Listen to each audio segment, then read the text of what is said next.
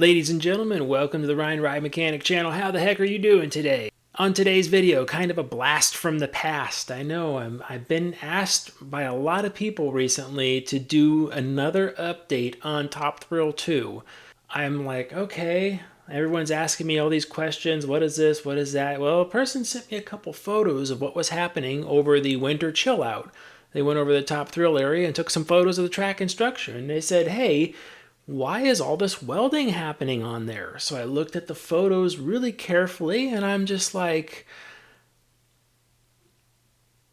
that's not welding. And I want to talk about it. Now get ready. Here we go.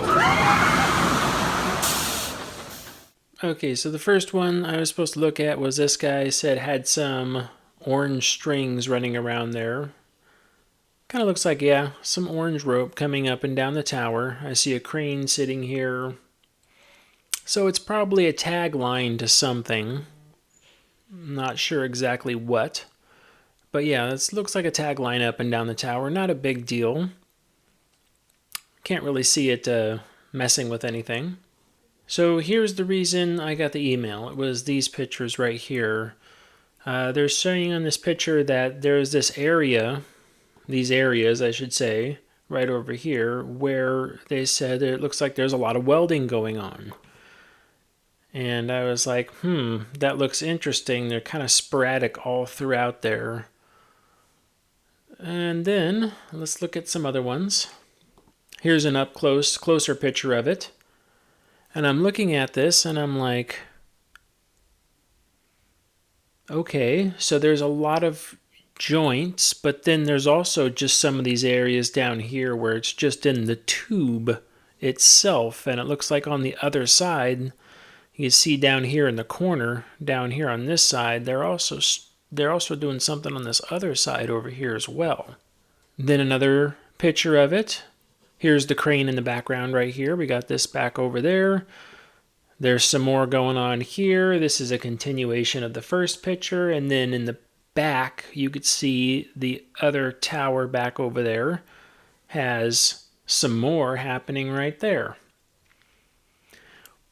Okay, well, let me look at this a little bit closer. Here's a good up-close shot. I'm like, okay, let's dissect this a little bit because this looks like what's happening all over. There's this orange cable rope that they got down there. Not sure what that rope is doing. Doesn't necessarily mean much. Let me zoom in on this. Okay, now this is looking like something. All right, so I've done lots of welding, just in life in general. I've done lots of welding, and one thing that's missing from this picture is welds. Okay, so let's look over here. You can see where the cursor is. It might be really hard. I'm sorry, my cursor size is small. Let me see if I could... Ooh, can I mark this up? Ooh, there we go. I'm going to use some markup tools. It's going to be awesome. Okay. Can you see my cursor now? All right, so let's look at this first one right here.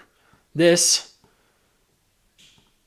is a blackened area. The same with this. It's a blackened area.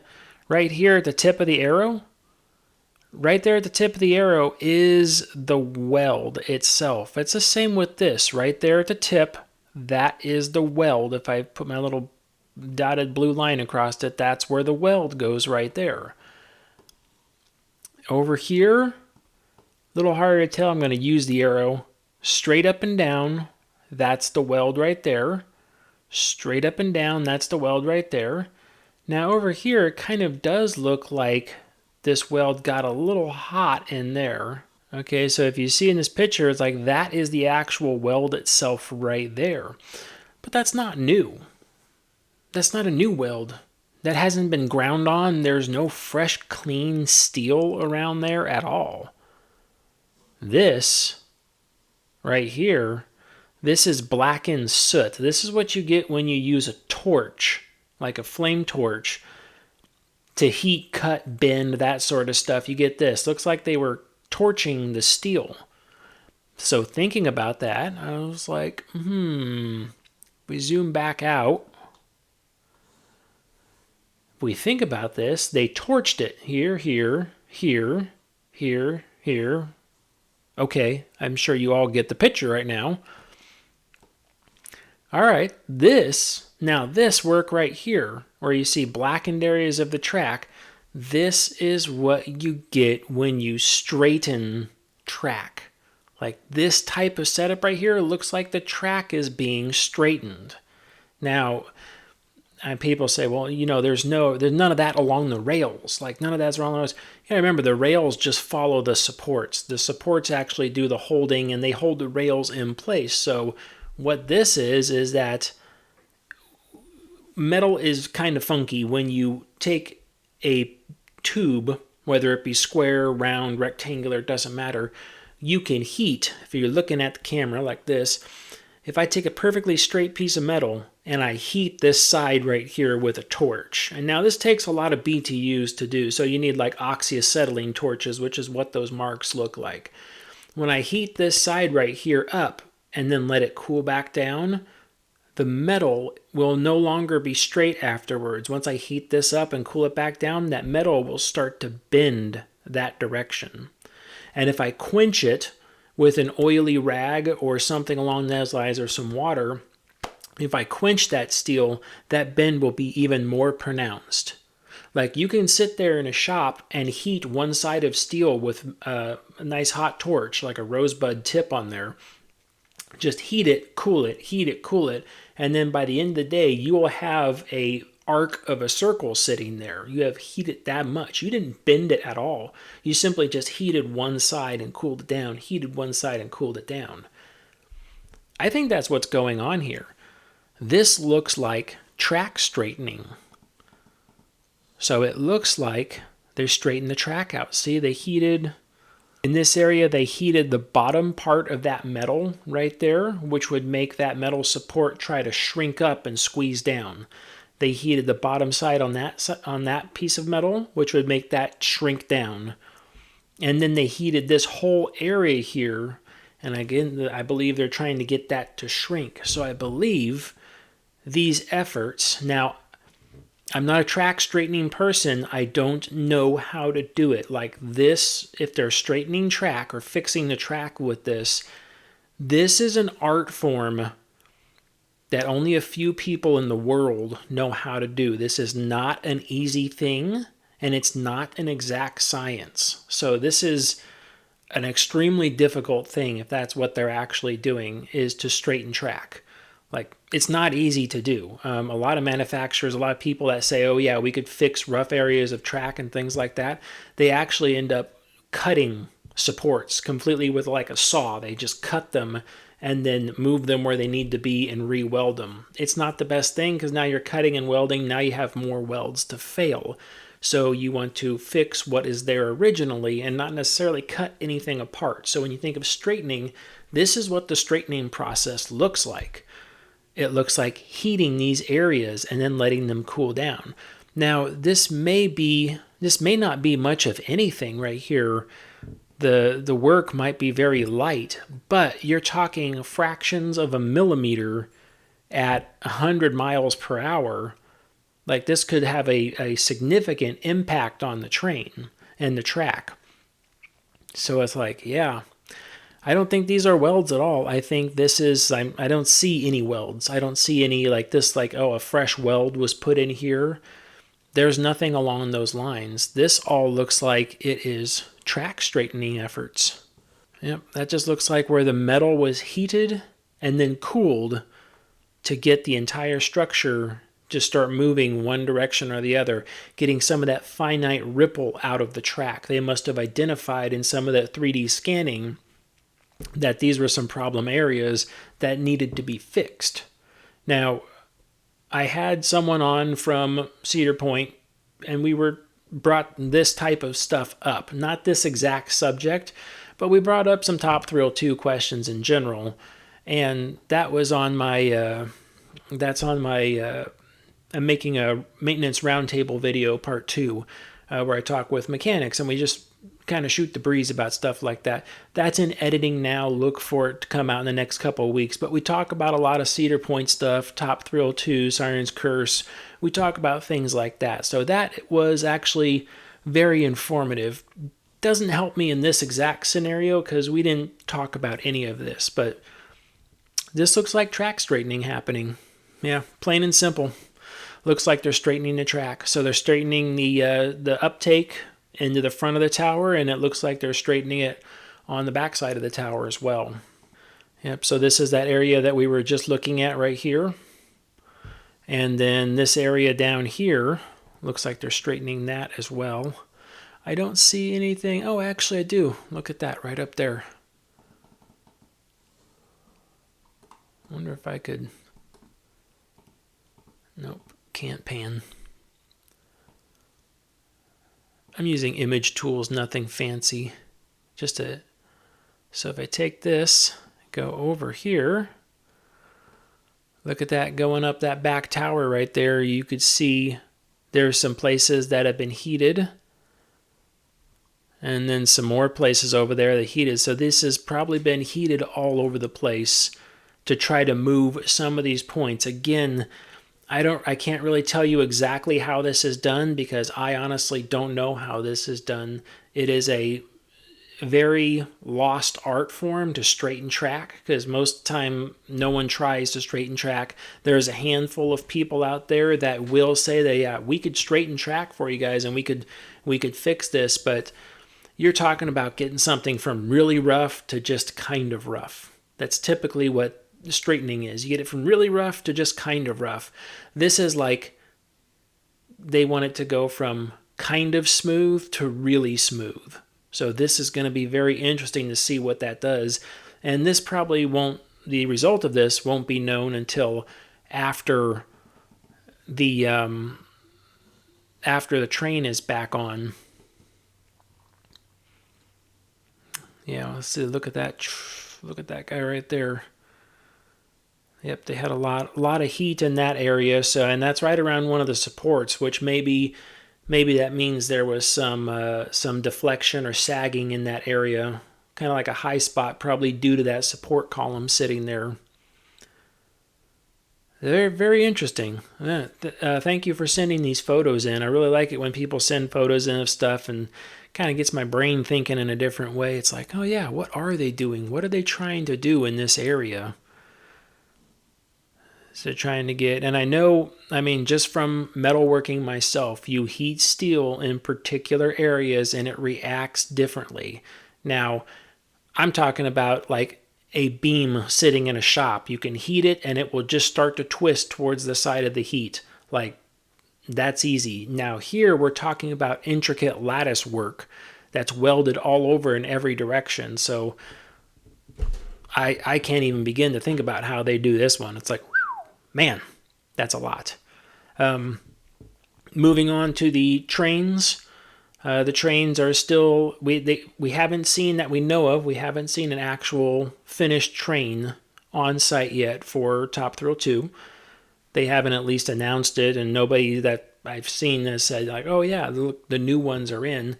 So what will a new train look like? It's going to look probably just like the old train.